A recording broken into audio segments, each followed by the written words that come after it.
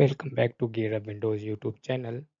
In this video, we will guide you on how to verify install date of Windows 11 or 10. For this, click on this one start button and type here CMD. Then click on this one search results of command prompt app entry.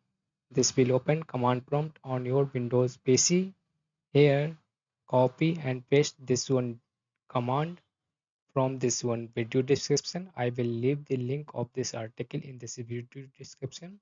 From there you can copy and paste this one command, and after that press enter on the keyboard.